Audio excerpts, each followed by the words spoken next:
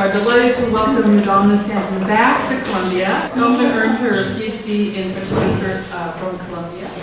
And then she went on to lead an accomplished, distinguished career, which included serving as president of the MLA and serving as editor of PMLA for 5 years. She's now a distinguished professor of French at CUNY Graduate School, where her teaching interests include early modern French literary and cultural studies, critical theory, and human rights. Professor Stanton's publications include a book entitled The Aristocrat as Art, a study of the honnête homme and the dandy in 17th and 19th century French literature, and several co-edited works on early French women writers. She's currently completing a book called The Monarchy, the Nation and Its Others, France in the Age of Louis XIV, and has another book called Dynamics of Gender in Early Modern France, Women Writ, Women Writing, which is forthcoming later this year. I'm also honored to say that Domna Stanton is a member of the advisory board of the Maison Française and Department of French, which is wonderful for us. And her talk this evening is entitled Enslaved to Chocolate, Culture, Commerce, and Gender in 17th Century France, and it's co-sponsored by the Maison Française and the Institute for Research in Women, Gender, and Sexuality here at Columbia. So please join me in extending a very warm welcome to Domna Stanton. She didn't want anyone to know that she drank it. She would drink it in secret, Mademoiselle de Montpensier's memoirs reveal about the chocolate-addicted Queen Marie-Thérèse, the Spanish-born wife of Louis XIV. And because she favored all things Spanish, especially when the king was not present, the ladies would crowd into the queen's collation to grab a few morsels of Spanish dishes. La Grande Mademoiselle, however, categorically refuses the queen's invitation. Madam, I answered, I like dishes in the French style. For Montpensier, there is nothing more Spanish than chocolate, which she indicates is prepared for the queen by La Molina, a maid whom she had brought from Spain, who had served the queen's mother, and whom she loved very much. Unquote. A symptom of the queen's abiding and lonely foreignness, which she should have shed along with her clothes at the border separating Spain and France when her marriage took place in 1660, La Molina takes great license in speaking against everyone at court, Montpensier notes disapprovingly. In fact, she assumes great airs of governing, even over the queen, who calls the maid maman. Louis XIV, who reputedly disliked chocolate, sends La Molina, the ugliest creature you have ever seen, back to Spain, and le chocolat de la reine is thereafter prepared by the less overbearing Philippe, whom the queen had also brought from Spain, along with a dwarf who was a monstrous creature. To be sure, this narrative bears signs of Montpensier's resentment against Louis's queen, which she herself had hoped to become, but it is largely confirmed by Madame de Montespan, Louis XIV's maîtresse en titre, who also strikes a nationalist note in her memoirs when she observes, and I quote, French cuisine, by general consent, is very nearly excellent and perfect. Part of the process of defining the refined national we against the them of Spain, France's great rival for the title of most Christian nation, the Infanta, like her cuisine, continued to be other. She was never able to get used to our dishes, Montpensier writes. In fact, La Senora Molina had a separate kitchen in which were prepared the clove-flavored chocolates, the brown soups and broths, the stews heavy with garlic, long pepper and nutmeg, and the nauseating pastries, all of which comprise the young Infanta's little pleasures. The foreigners of chocolate at the apex of Ancien Regime society had already been established a generation earlier by Anne of Austria, the 14-year-old Spanish Infanta who married the future Louis XIII in 1615. She's said to have brought chocolate for her betrothed as part of her dowry gifts, and during her regency, which began after Louis XIII's death in 1643, the most coveted invitation in Paris became the chocolate of her Royal Majesty. To be sure, chocolate was not only identified with foreign queens, though Anne is also said to have given Louis XIII chocolate to drink on his deathbed. According to Saint-Simon, this was also a dying right for William of Orange in 1702. Quote, his last food was a cup of chocolate, unquote. True or not, the anecdote attests to chocolate's unique status among 17th century royalty, a fact widely disseminated for public consumption. In 1682, Le Mercure Galant noted that chocolate was among the drinks served at receptions at Versailles 3 days a week. in 1689 that at a lottery organized by Monsieur, Louis XIV's brother at Saint-Cloud, the winner, a certain Madame de Méret, won, quote, a silver hot chocolate serving bowl, one in porcelain, 7 bars of chocolate, and a box of tea. In addition to Spanish-born queens, at least 2 religious elements, both connected to Spain, brought chocolate into France. Iberian Jews expelled from Spain after 1492 and persecuted during the Inquisition were granted the protection of the city of Bayonne, and as refugees they introduced cocoa and the craft of chocolate making into that city, more broadly into southwestern France. This association of chocolate with the stereotyped killers of Christ, the defiled who are not allowed to touch the food of Christians at marketplaces, coexists in some tension with the Jesuits in New Spain, who were also identified with the consumption, cultivation, and exporting of chocolate into Europe, including France. And aside from Jews and Jesuits, chocolate was linked, as you will see, to the rituals of heathen and idolatrous Amerindians, as well as to other autochthonic populations who could be converted both to fulfill the mission of the true faith and to fill the church's coffers. Saint-Simon delights in exposing the Spanish Jesuits' notorious greed and unscrupulousness in an incident that he reports occurred in Cadiz in 1701. Ships from the colonies unloaded their merchandise, among which 8 crates marked chocolate for the most reverend Father General of the Society of Jesus. But the crates were so heavy, they became suspect. And when opened, they revealed beneath, I quote, large and thick bars of chocolate, bars of gold, covered in a finger-thick layer of chocolate. The Jesuits were notified, but in vain. These wily politicians were careful not to claim the precious chocolate and preferred to lose it than to confess it was theirs. The gold redounded to the king's benefit, and the chocolate remained with those who had discovered the affair, unquote.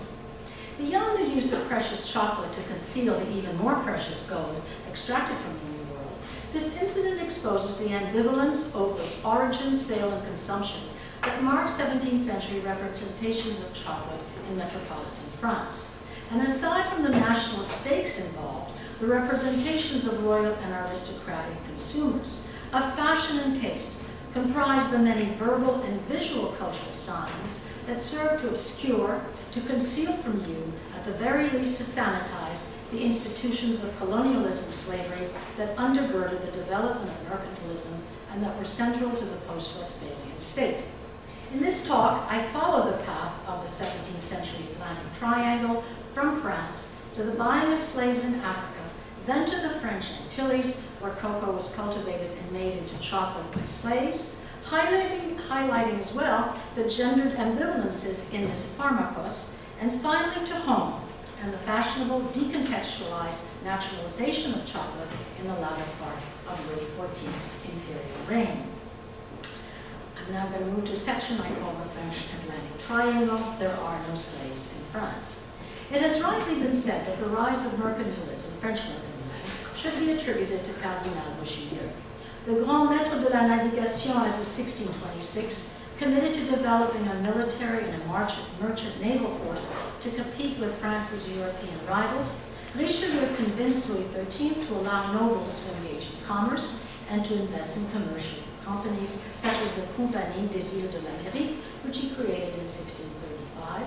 He granted the stakeholders a commercial monopoly and the right to transport slaves to France's conquered islands in the Antilles, as the Spanish and the Portuguese have been doing since the 15th century. And in 1638, he established a fort in Senegal, the primary source of African slaves for the cultivation of chocolate, sugar, tobacco, and indigo in the French colonies. To be sure, it was Colbert who later oversaw the completion of the naval force, without which France could not have challenged Spanish and Portuguese, Dutch, and English power in the Antilles after 1670. But Colbert was forced to modify, or then to abandon, after several uprisings in France's colonies, both the new commercial companies that he created and that soon went bankrupt, abandoned the levy of import taxes and the enforcement of the policy of exclusivity, according to which the French could not sell to or buy from any other nation. With the exception of Canada and Nouvelle-France, French colonial enterprises in the Americas occurred later than those of other imperial European nation, though they all engaged in what Robin Blackburn calls the dance of commodities and imitated each other, foremost Spain, which had developed the Atlantic Triangle among Europe, Africa, and the New World. Unlike the Spanish, however, the French were principally focused on the commercial potential of the Antilles to serve and to support the nation's continental imperial ambitions, not in creating stable colonies with settlers which would deplete France of her badly needed merchants and farmers. France thus relied on engagés, indentured white workers who signed on for 3 years of labor and who then either returned home or received land from the plantation owners. But like the Spaniards before them, the French came to believe that no commercial enterprise could succeed without an ever larger population of slave labor to cultivate cocoa and even more sugar, tobacco, and later coffee. In the French pet, ships left home ports, La Rochelle, Nantes, Bordeaux, for West Africa, notably Senegal and the Cape Verde Islands, to purchase slaves in exchange for metal goods, arms, fabrics, and brandy. After encounters on the seas with vessels of rival imperial powers, in which the winner confiscated products and persons, the fleet would arrive in the Antilles, where slaves were sold to plantation owners or their overseers for several times their original purchase price. Then the ships returned to France, laden with goods for sale at home, and, despite the law of exclusivity, to other ports of Europe. Among these triangular voyages, French engineer and explorer, the Sieur Froget's Relation du voyage de Monsieur de Gênes describes, this is the detail, describes leaving La Rochelle in June 1695, ready, quote, to fight heartily for the glory of the nation, to make a fortune, or to perish, unquote. The vessels in Monsieur de Gênes' squadron reached Senegal in July, where they trade iron, hatchets, guns, coral, beads, knives, papers, red fabrics, but especially brandy, which he claims the Negroes lost so passionately that a son with power often sells his father to get the liquor, unquote. The inhumanity that the Negroes manifest, notice the palisades, of course, the inhumanity that the Negroes manifest thus serves as a narrative alibi for the prisoners of war that the African governor sells into slavery, a Muslim population that Froget depicts as well-built and robust but utterly lazy. When the vessels eventually arrive in Spanish-conquered Brazil, Froget reports, the French are forced to sell at considerable loss some of their best slaves for needed food supplies. In what constitutes a trope and a strategy of displacement in such narrations, Froget launches into a condemnations of other imperial nations, especially the Portuguese and the Spanish, for their brutal treatment of slaves. I quote, "The fate of these unfortunate people is pitiful. They are born slaves and they barely have the strength to move their arms, since they are made to work the earth like cattle. They are malnourished, and for the slightest mistake, they are struck with the blows of a club. They see their children sold, and sometimes even their women," unquote. The slaves try to escape into the forest to live among the Amerindians, whom they find more humane, but when they are caught, their Portuguese masters put a large collar on their necks, which has hooks on both sides, by which masters hang them from a stake or from a tree branch to thrash them at will. They do this so often that they barely leave them strength enough to work. After these punishments, if they fall into the same behavior, their leg is cut off, and sometimes they are hung in order to set an example. The Spaniards and the English treat them even more cruelly. That's supposed to, of course, offset what the French do. Predictably, Froget is far less critical of the French slave masters of Martinique, whose history on the island he describes, and notably their development of cacao, which Martinique supplies for almost all of France, unquote. He stresses the French's superior, humane treatment of slaves, and he cites an inhabitant of Martinique who, by a kind of compassion, could not bring himself to cut off the leg of one of his slaves who had already fled 4 or 5 times. But in order not to risk losing him altogether, he conceived the idea of attaching him to a chain that held him from behind, from the neck almost to the foot, as the figure shows. The nerves become so shortened in this position, he continues, that after 2 or 3 years in making use of his leg in this way, without risking the death of this poor man and without doing him any harm, they deprived him of the means of running away, unquote. that this treacherous position is held for 3 years and atrophies the nerve, does no harm to this poor man, according to Froger. After all, slaves were defined as chattel and classified as furniture, des meubles, in the Code Noir, issued by Louis XIV in 1685 to regulate the treatment of French slaves in the New World.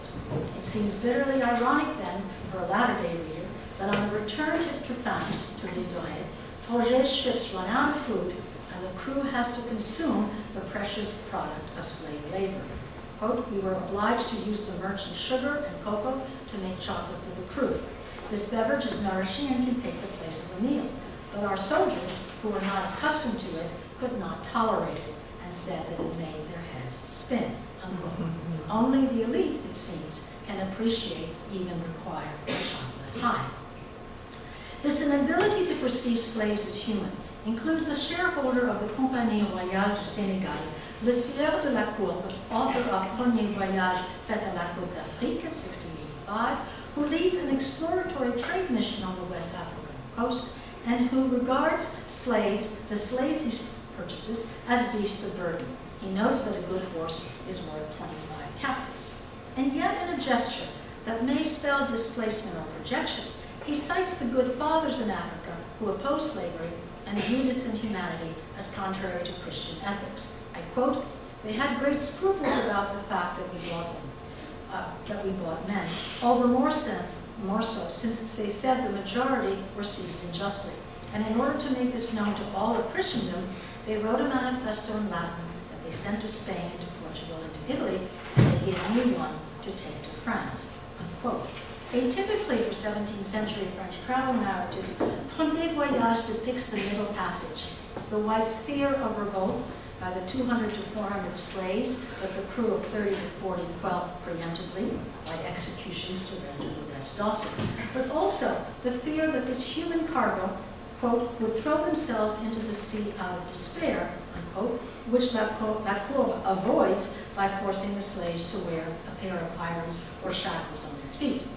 Reaching the French port of Saint-Domingue, La Courbe expresses, as did Froger, compassion for the poor Indians mistreated by the Spanish, but he thinks nothing of severing the leg of or hanging the recaptured Mahon. But this recognition of suicidal despair, which registers the slave's humanity, is coupled with and contradicted by the appallingly humane treatment of them, recurs in other narrations, as does the pervasive disjuncture between attitudes toward Indians, known as sauvage, and toward slave, known as nègre. Madeleine d'Auby suggests that whereas the Amerindians, Caribs, could be seen as people with a land, a social order, and customs, the diaspora of Africans could not. It is also true, however, that the French found the sauvage resistant to any efforts at conversion, as Duterte, a Dominican apostolic missionary in the Antilles in 1640 to 47 and 1656 to 57, confirms in his Histoire générale des Antilles, habillée par les Français, 1657, stating that missionaries have not won over savages to God for 35 years. Indeed, by the Treaty of 1658, the French forced these resistant sauvages out of Martinique and Guadeloupe for Dominique and Saint-Vincent, hardly a fair exchange, which is what it was supposed to be. The inability to condemn the enslaving self extends to the missionaries, the Jesuits and the Dominicans most notably, who employed slaves on their habitation to facilitate their own work, which was, of course, to convert les nègres. Louis XIII's preeminent justification for establishing the slave trade, attributed to him in letters patent throughout the early modern period, was to free the Africans from their heathenism and to convert them, part of the larger goal of rendering all the French colonies Catholic, as Duterte himself emphasizes. For obvious but incredible propagandistic reasons, Duterte claims that there are almost no nègres in all the French Antilles who are not Christian, that the children of slaves are raised in the church, sucking their religion with their milk, even as he acknowledges that there has been little progress in the conversion mission, though more than he expected. His own depiction of slaves are also filled with contradictions. Insisting that he's not the jurisconsult of servitude, he will nonetheless justify what the settlers do, even though France, quote, abhors servitude over all nations in the world, unquote. and where he deplores the slaves' horrible miseries and their treatment as beasts or mere instruments, who are beaten at whim, even killed at night, he also casts them as arrogant and haughty, thus implying they deserve their fate. Even more insidious, he suggests that even though they escape into the woods out of a natural desire in all men for freedom, slaves esteem freedom so little that fathers sell their own children. It's a trope. The last detail of this kind. Indeed, that they are insensitive to slavery and are happy to be slaves. Thus, while they should be treated with douceur, a favorite word of Duterte, the masters are obligated not to let any fault pass. They are constrained to chastise them. His own rule is, I quote, never to strike them without cause, but never to pardon any fault, unquote. A wonderful example for the subjective of Christian forgiveness and the promise of redemption. Duterte's widely read Histoire Générale iterates earlier narrations, such as the Relation de l'établissement des Français depuis l'an 1635 en île de la Martinique by Jacques Bouton of the Jesuit Compagnie de Jésus, just as his contents will be redeployed in later ones. Bouton depicts slaves, whom he sometimes calls Moors because of their Muslim beliefs, as arrogant and lazy and ignorant. People who are happy to be in bondage to the French, since, and I quote, they treat them quite gently, and among whom they will learn what constitutes their salvation, unquote. But also, and far more important, he defines them as part of a miserable, I'm quoting, nation which seems to exist for the sole purpose of servitude and slavery, unquote. Thus slavery not as an accident of time and place, but part of a transcendent plan, which possibly raises the specter of racism. Now, although it is typically said that racism in the modern sense becomes full-blown in the 19th century, at best in some evidence in the late 18th century, I would say that there are signs of racism in the period before 1715, fragmentary and unsystematic to be sure. Thus, when Duterte suggests that blackness suffices to become a slave, I'm quoting, it is enough to be black to be seized, sold, and engaged in an unfortunate servitude that lasts all life, unquote, it's not clear whether he's deploying his or others' association of blackness and accursedness. Yet elsewhere, he personally deploys the racist associations of blackness and hideous ugliness. And when Lacour explains that the captives, I'm quoting, are either people who were taken in war, or those who committed some crime, or others accused of witchcraft, unquote, he's offering contextual actions or characteristics, until he also adds, slaves, I quote, are those who belong to the slave race. It is not clear who is included in la race esclave. Most important, this secular text was published a year after a short but critical piece entitled Nouvelle Division de la Terre appeared in the Journal des Savants 1684 that defines, I'm quoting here, 4 or 5 species or races of men whose difference is so notable it can serve as a just foundation for a new division of the earth, unquote. After Europe, the site of the first species, comes all of Africa except the coasts, and the reasons that its people constitute a different species include, and I'm quoting, their thick black lips and a flattened nose, blackness which is essential to them and whose cause is not the heat of the sun, right, which will be a consequence of an accident of place. We must seek that cause in the particular contexture of their body, or of semen, or of blood. Their skin is oily, smooth, and polished. Their hair, which is not properly hair, but rather a type of wool that resembles the hairs of some of our spaniels. And finally, their teeth, whiter than the finest ivory, and their tongue and everything inside their mouth, with their lips as red as coral. And yet, this racist basis for the African species, and thus the slave, does not necessarily contaminate later 17th century texts, including the debates that took place on April 25th, 1698 in Paris, that theologians Delaunay and Fromageau, doctors of the Sorbonne, published on slaves, in which the cons, namely that slavery goes against natural law, is inhuman and unjust, especially since les nègres are often seized by force, are overwhelmingly outweighed by the pros to be found in the Old and the New Testaments, the age-old practice of Christian kings and the laws of just war, its existence among Africans, indeed that slaves often sell themselves, and the benefits of freedom from idolatry, the salvation of Christianity, for which the enslaved have an admirable predisposition, and their superior treatment under Christian masters. This debate leads, however, to a less than ambivalent conclusion. And quote, "It follows from all this that we cannot ensure conscience buy or sell Negroes, because there is injustice in this Congress. If, however, all things examined, the Negroes that one buys are slaves rightly, à juste titre, for that, of course, is not defined, and that on the buyer's part there is neither injustice nor deception according to established principles, then one can buy and sell them according to the conditions we have designated. We could even buy them without examination if we were to convert them and to render their freedom." Unquote. Some 2 decades later, Dominican Jean-Baptiste Labat, in his bestseller Nouveau Voyage aux îles de l'Amérique, 1722, again in 1744, would cite this debate in his entries for 1698, concluding that the theologian's decision was rejected in the islands. Quote, "It was not accepted in the islands because people found insurmountable difficulties in the arguments. Our inhabitants said that the doctors who were consulted had neither a plantation in the islands nor investment in the commercial companies, and that they would have decided wholly otherwise if they had been in one of these 2 situations." Unquote. Still, in neither Labat's book nor in fact in the theologians' debates are there discernible signs of racism in the discussion of slavery. So it's very come and go, it slips in and out in strange ways, non-systematic ways. From a nationalist perspective, which also appears in religious texts, authors asserted that in France we do not use slaves, as Protestant pastor Charles de Rochefort claimed in his Histoire naturelle et morale des îles Antilles de l'Amérique, 1658.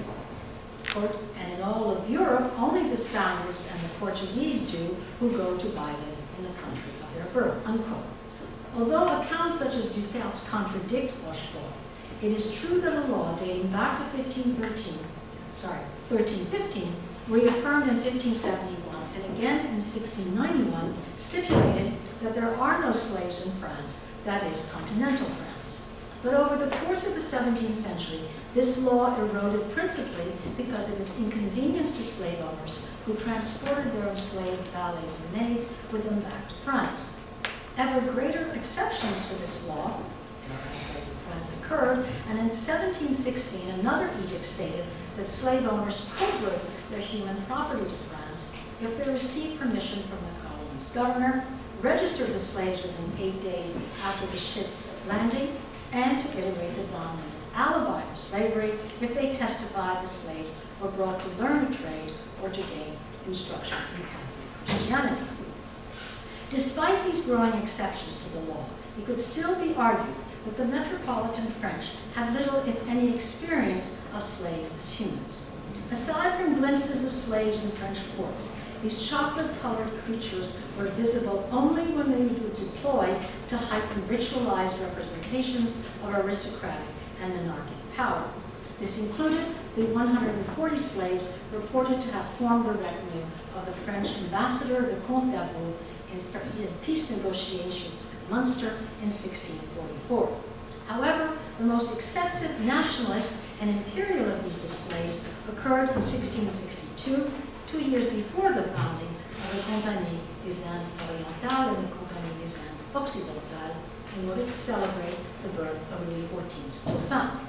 The theme of the 3-day festival, known as Le Carrousel, was the Battle of Nations, where 5 different nations, each with its chief and 10 chevaliers under him, competed in tournaments and jousts.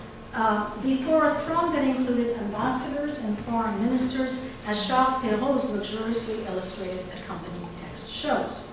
The first nation was ancient Rome, with which France was fused as the new Rome and with Louis XIV as its emperor. The 4 others were the barbaric nations, the oriental others that Rome, France should be ready to fight. Turkey, Persia, led by Monsieur Louis XIV's brother, bearing the motto Un sole minor, that is to say, only the sun, Louis, is greater than I. India, and finally America, which featured the most barbaric animalistic signs of otherness. It was embodied by the Duc de Guise, whose costume featured a dragon skin, whose horse was covered from one end to the other with snakes, whose horsemen and their steeds were draped with lion, leopard, and tiger skins and represented satyrs, and whose pages, dressed as bacchantes, symbols of animal excesses, figured the savages of America. The American king was attended by white men in blackface, half dressed as slaves, Moors, with monkeys on their shoulders that could be read as metonymies for the slaves themselves, leading bears who wear the collar and chain of slavery. The slaves lacked the excessive ornamentation of the savage nobles and the king, perhaps because their bodies are the signifiers of wealth, they are the wealth. These abject others are recuperated hierarchically within Western representational systems in a ceremony of the imperial nation that, as Lynn Festa has written, signals that slaves endorse their own exploitation. In this context, it is not surprising that a year later, 1663, the chocoholic Marie-Thérèse received a black boy as a gift, a living blackamoor who became her page. As King Hall and more recently Simon Giocondi have shown, female portraits of the period often represent aristocratic women with black slave pages in the margins or shadows, a present absence that serves to signify the wealth, class, and taste of the white woman at the center. Claude Vignon's portrait of two of Louis XIV's daughter by Madame de Montespan depicts one duchess picking flowers, the second laying her arm indifferently on the black slave page boy, whose only connection to someone in the portrait is to the pug. Where's the pug?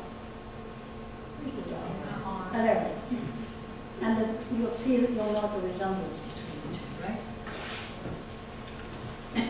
Is the black pug, his own miniature, which also bears the necklace of bondage. That the young Duchesse de Bourbon on the right seems insensible to the page works to heighten her prestige and her whiteness, which the boy at the center anchors visually. Pierre Minard's 1682 portrait of Louise Renée de Kerouaille, the mistress of Charles II, features a black page with shaved head and slave collar in a supplicant position, looking adorably up to his mistress and offering shells and pearls. The trappings of exotic or oriental wealth and precious objects imported in ever greater quantities by traders to the aristocratic woman at the center, who ignores him yet again, but whose stature in a symbolic economy is enhanced by his objection. And in Robert Bonnat's late 17th century engraving, A Gentleman and Lady Drinking Chocolate, the sumptuously dressed couple is cast as oblivious to the white maid who prepares the chocolate for her mistress, whipping the brew with her moulinet, and of course to the black slave servant who holds the tray, outfitted in an orientalized habit with a plume bonnet and turned toward the well-coiffed, beplumed, and indifferent nobleman who visually represents the master. Like the taller white maidservant, the slave at the center creates the image's triangle, and by signifying wealth, enriches the noble's prestige while effacing the institution of slavery that undergirds the image's racialized class structure. I come now to a section I call Naturalizing European Chocolate, Gendering the Farmhouse. The 17th century treatises on chocolate, written or translated and adapted from the Spanish by French naturalists, travelers, merchants, missionaries, and especially doctors, created an upward demand in France as much as court and aristocratic tastes trickled down. As with narratives that define the central role of Spanish queens to chocolate's elite introduction in France, these treatises gendered the brew or drug as feminine from the bottom to the top of the colonial social hierarchy. In this body of treatises, however, the essential role of slaves in the cultivation, harvesting, and processing of chocolate is effectively erased, just as its Mesoamerican origins, which date back to 2500 BC, are seldom documented. Exceptionally, du chocolate, and I'm pronouncing it the way it's actually written, you'll see it's much later than the French naturalized chocolate.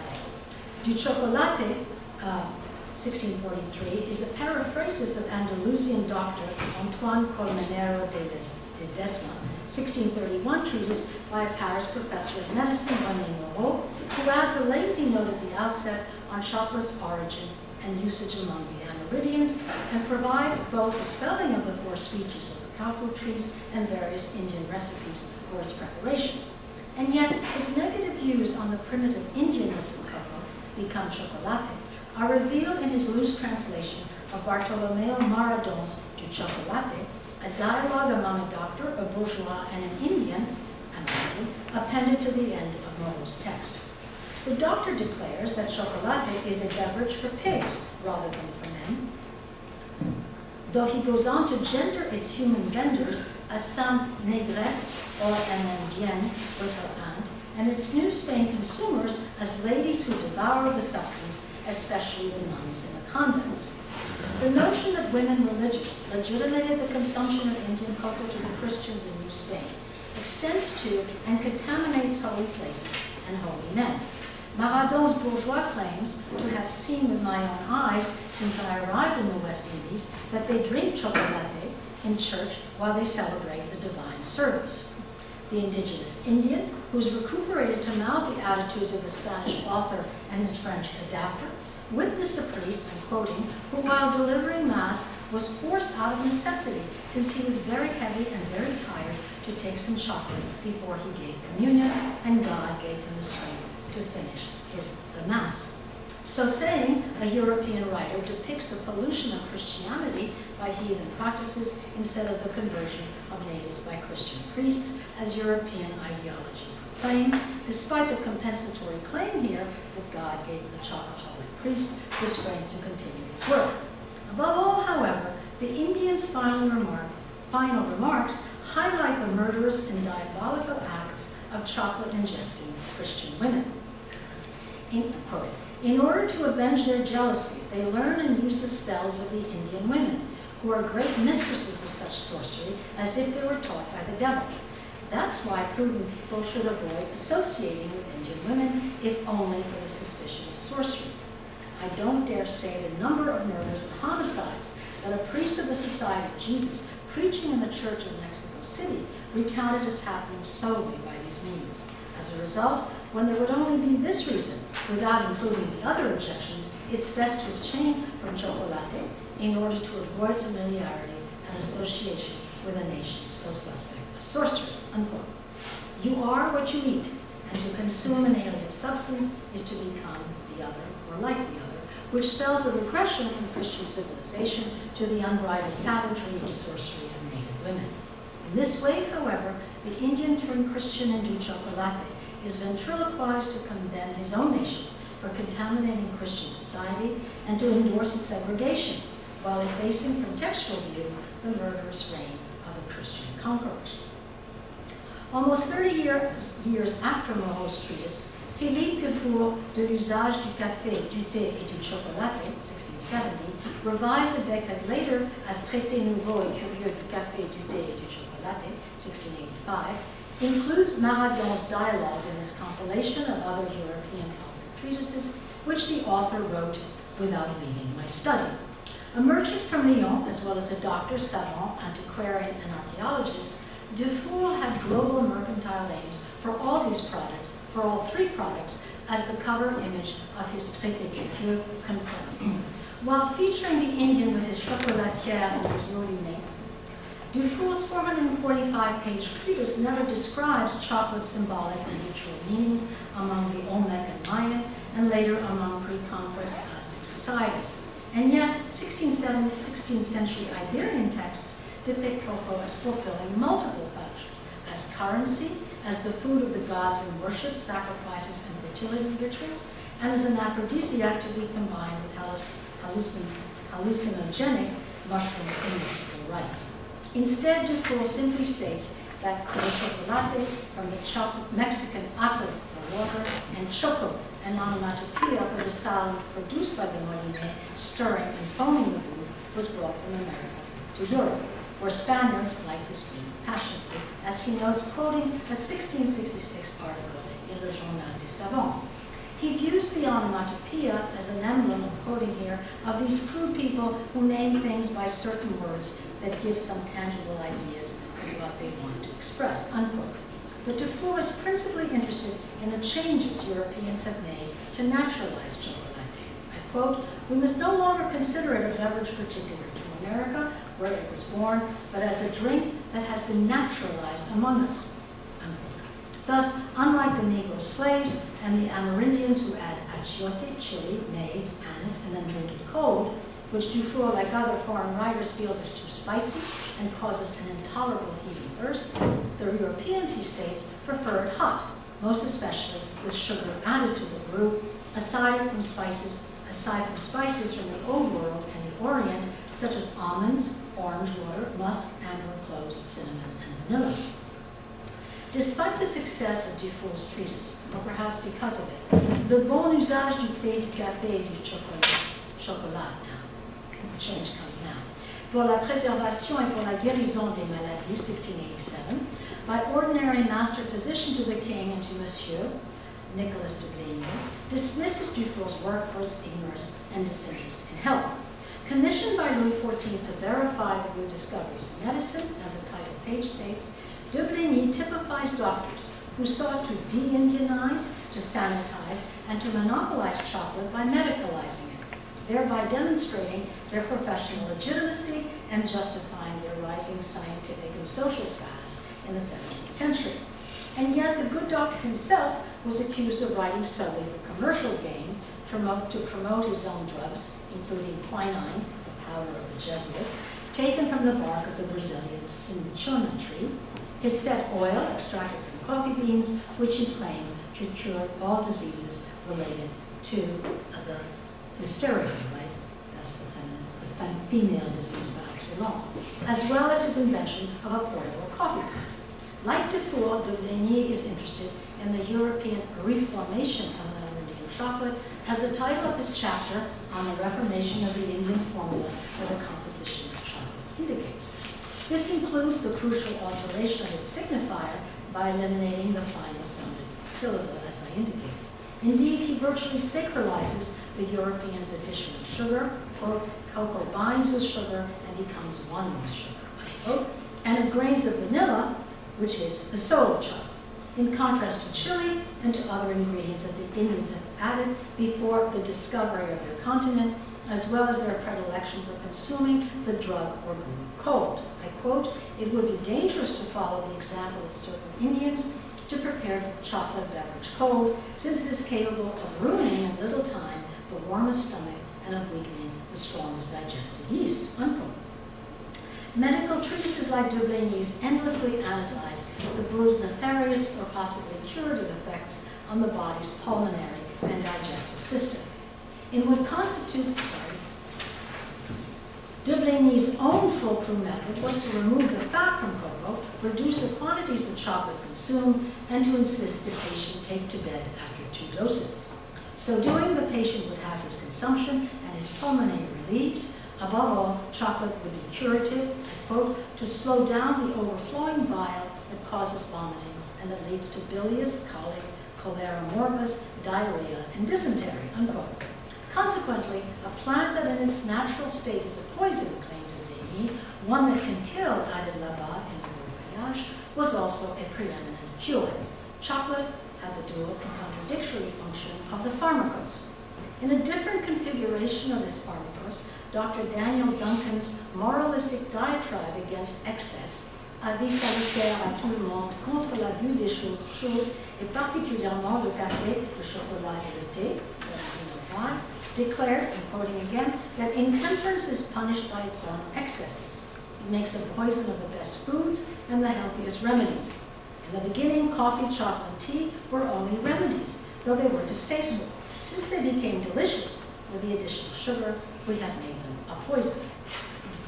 In what constitutes the first, however, de Bligny extols chocolate's effects on the sexual practices of men, I quote, "who will have the misfortune of having contracted the most universal of the illnesses of love," unquote. As a powerful antivenereal drug, it can cure sexual diseases contracted from malhonnête females if the patient follows this doctor's treatment to the letter.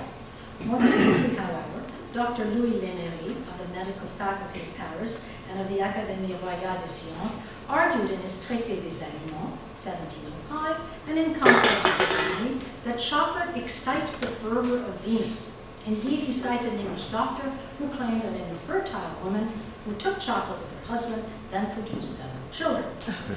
Confined to conjugality, chocolate was deemed beneficent, but predictably became maleficent if sexual pleasure was involved. Treatises underscored the excessive sexual effects of Amerindian Chile and Ney's on native and New Spanish women, described in acts of murderous sexual revenge, as we saw in Maradon's dialogue, translated by Bouton and Dufour. Even transformed and Europeanized, however, chocolate was linked with luxure, the sin of luxuria and vain luxury, and thus with the sex, as the second sex was known. Like excess itself, for Duncan, la volupté, quote, this deadly siren, this Dalila, unquote, is figured by mythic females linked to heat. And, quote, Circe, who represented sexual pleasure, passed for the daughter of the sun. I never heard that actually. Venus was married to Vulcan, the god of fire. He continues, just as this passion we call hysterical is caused by heat, so too, I quote again, the womb of women who are too passionate is a furnace too hot, especially during menstruation, when their blood is then hotter than usual, unquote. To be sure, this excessive heat contradicts the humors associated with the sex in the early modern period, namely the moist and the cold, in contrast to men as dry and hot. It is possible then that chocolate, which heats and dries, in some way transforms women into men. But more typically, in the shift from the raw to the cooked, the cocoa nut, a body mixed and composed of 4 humoral elements, according to Dufour, shifts from cold and dry into a brew that is hot and humid, a mixture of the masculine and feminine that spells confusion and humoral disequilibrium. In 1640, however, Jean de La Haye's Histoire du Nouveau Monde ou Description des Indes Occidentales was the first French treatise to claim that chocolate itself has, I quote, a temperament that is somewhat cold and humid, unquote. So saying the identity of chocolate as woman and woman as chocolate, and by extension as excessively carnal and thus primitive, like the slave bodies that produced it, became a trope in the texts of early modern physicians who aimed to unearth and to master the secrets of women's bodies. I'm referring to Katie Park's work here, called The Secrets of Women. Just as Europeans worked to discover and to conquer the New World, exploited materials and subjugated brown and black bodies. I come now to the last section, which is on le bon goût. The ambivalence toward chocolate as pharmacos and as female crossed back from the New World to the Old in elite French society after 1670, when Dufour's treatise was published and when Marie-Thérèse was still indulging in chocoholism. No aristocratic figure embodies that ambivalence more vividly than Madame de Sévigné. In one of the first letters to her daughter, Madame de Grignon, recently departed to Provence with her husband, Sévigné entreats her sleep-deprived daughter to take the stimulant. Chocolate will make you better, she declares, but she adds, drink the brew so that the worst parties will seem fine to you. 3 months later, however, she deploys a medical discourse to denounce chocolate's nasty gastrointestinal effects and thus to urge her daughter to cease and desist. She's pregnant, her daughter, by the way. I beseech, I'm quoting, I beseech you, my very good and very beautiful dear one, not to have any chocolate. I am personally irritated by it. 8 days ago, I had an attack of colic and a urinary stoppage for 16 hours, which caused me all the pain of nephritis. In the state you are in, it would be deadly. Sévigné goes on to question the pregnant daughter's apparent praise for the drug or drink's new miraculous effects. I'm quoting, aren't you afraid of scalding your blood? Won't all these miraculous effects conceal some information? What do your doctors say? In your state, my dear, reassure me, because I fear its effects. I like it, as you know, but it seems to me that it burned me, and moreover, I heard plenty of bad things said about it.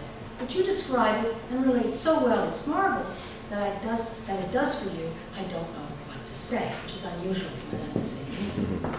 Chocolate's excessive heat, which Sévigné underscores 3 times in this passage, echoing medical beliefs, assumes a racialized dimension when she orders, if you are, quoting, if you are not all Brazilianized, Brésilien, a term derived from the Brazil, the country named after its indigenous tree used for making dyes. Accordingly, chocolate has epidermal effects on the fairness of the Comtesse de Grammont. Quote, she would burn her beautiful complexion making chocolate, unquote. The most striking of these racialized effects of chocolate in Sévigné's letters to her daughter reflects the medical and philosophical theory of the period that women's bodies are so affected by visual and other impressions and sensations they become what they see. They're literally imprinted by what they see. In this case, the enslaved corporeal source of what they consume. Quote, the Marquise de Couët-Logon drank so much chocolate while she was pregnant last year, Sévigné writes in October 1671, that she gave birth to a little boy black like the devil. Now, gossips of the period say that the Comtesse, actually, the Marquise actually had relations with her black page, but that's another story. Beyond the age-old association of the black and the diabolic, or as we saw chocolate and sorcery, Sévigné here conflates consumption and consummation. For whatever additions, spices, substitutions, sugar instead of honey, and transformations from cold to hot had been made to chocolate by Europeans, it still possessed traces of its primitive racial origins, even as royal and aristocratic Europeans, most notably women, consumed it addictively with all of its fashionable Western paraphernalia. Sévigné agonizes over these modish accessories in her letter of February 11, 1671 to her daughter. But you don't have a chocolate pot. I've thought about it 1,000 times. What will you do? A Sévigné's addiction to consumerism and her fetishistic obsession with commodities suggests one is not born an object, one becomes an object, assuming different meanings over time. And chocolate had become a sign of le bon goût, which denied of its essential dependence on slavery and colonialism and admitted only to the more acceptable narrative of subjection to fashion's whims. Indeed, in April 1671, a mere 3 months after she first recommended chocolate to her daughter, the winds of fashion have shifted radically as Sévigné recognizes the impact of la mode on her tastes and practices. I quote, chocolate is no longer the same for me as it was. Fashion seduced me as it always does. All those who used to speak well of it speak ill of it now. People curse it, they blame it for all the ills they have. It is the cause of vapors and palpitations. It flattens you for a time, and then suddenly it sparks a continuous fever that leads to death. Anyhow, my child, the Grand Master, this was her friend, the Comte de Lude, who lived on it, is now its sworn enemy. You will thus understand whether I could feel any differently than he does about it. In the name of God, don't commit to supporting it. Consider that it is no longer the vogue of fashionable people. All the great and less great speak as badly of it as they speak well of you. His turn of phrase. Overcoming this enslavement to chocolate, depicted in anthropomorphic terms, Sévigné will yet try again to reconcile with chocolate, as she puts it, 6 months later, though she will never again regard it as a fashionable necessity. The reign of chocolate, it seems, had been overturned by those whom she ironically dubs all the great and less great. And yet other evidence suggests that chocolate's favor was still growing among the royals and the fashionable of la cour et la ville. Sustained by Paris physician Joseph Bachot's Ad Chocolatea Usis Salubris, 1684, a thesis for the Sorbonne in Latin that hailed the substance as an invention so noble it should be the nourishment of the gods rather than nectar or ambrosia. A far cry from the slaves who produced it, but paradoxically perhaps a Western or classical substitutions for the Mesoamericans who sacralized it. It is also the case, however, that the less great were consuming chocolate in France in ever greater numbers because of its widespread diffusion from the bottom up and by emulation from the top down. They had gained access to the brew drug metonymically through Anne of Austria, who had granted Toulousain David Chaulieu, or Chalieu, or Chalieu, hard to read, exclusive rights in 1659, I quote, to produce, sell, and deliver in all the cities and other locations in this kingdom, as he did, a certain composition that is called chocolate, either in the form of a liqueur, or lozenges, or in boxes, or in whatever other manner, to pleases him for 29 years. This was the king's edict. His place of business was at the corner of the Rue Saint-Honoré and the Rue de la Sec in the confectioner's quarters. When Chaulieu's privilege was reduced to 15 years, other chocolatiers quickly appeared, and a certain Sieur Renaud sang the virtues of his chocolate on the streets of Paris. I quote, "Without worrying so much over it, to have some that's enjoyable, go to Renaud's to buy it, their people find it admirable." Not great poetry, obviously. In the 1680s, Francesco Procope dei Cortelli opened the third Parisian cafe that also sold chocolate, and he would join the guild of the limonadiers, who added chocolate to their comestibles in 1704. Pierre Masson's Le Parfait Limonadier, ou la manière de préparer le thé, le café, le chocolat et autres liqueurs chaudes et froides, 1705, with its titular echoes of the works of Dufour, de Vigny et compagnie, provided recipes for all three beverages, but not a single reference to the New World origins of chocolate. The popularization of the substance extended to cookbooks of the period, notably François Massialot's Le Cuisinier Royal des Bourgeois, 1693, which aims to make the most fashionable and exquisite stews recently served in the homes of princes and people of the highest order accessible to bourgeois families and all the maîtres d'hôtel and kitchen squires. You see how it's going down. As he advertises his own associations with the highest social orders to whet the imitative impulses of the middling classes, Massielot extols the civilized superiority of Europe and of France over all other continents and nations. It is only in Europe where cleanliness, good taste, and skill in seasoning reign, where at the same time we do justice to the marvelous gifts that the favorable location of other climates provides. And in France, primarily, we can boast of prevailing over all other nations in this area, as we do in polish and politeness and a thousand other well-known advantages, unquote. Massielot, as I mentioned, did that. Politeness and polish, perhaps, as part of the emerging national concept of Frenchness, but certainly not justice for the unpolished, uncivilized, and savage, the subjected and the enslaved in other climes from which the sanitized gift of chocolate flowed in France's fashionable porcelain cups. Chocolate continued to find favor with Louis XV, who held an hour of morning chocolate at court, even as the slave trade expanded by quantum leaps in the French Antilles after 1720 to reach 1 million by one estimate, with the eventual predominance of sugar and coffee over chocolate to fatten French coffers. And so William Writ could show at the end of the 18th century Europe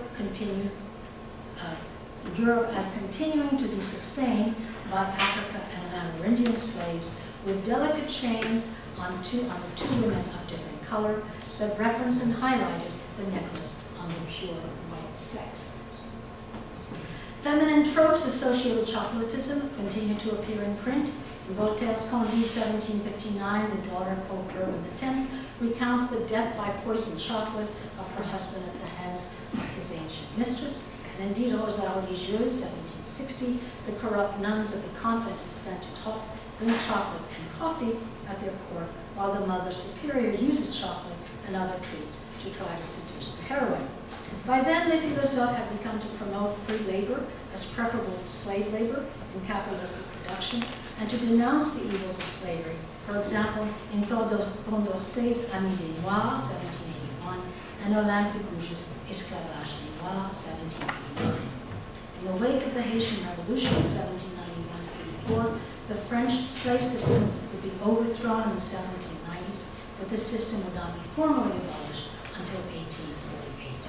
Slave labor still exists in some cocoa plantations in West Africa, notably in the Ivory Coast in Ghana, a fact that we deny or ignore as we take our pleasure and indulge our addiction to chocolate. When we do memorialize the Amerindians who first cultivated cocoa and developed its ritual consumption, it reeks.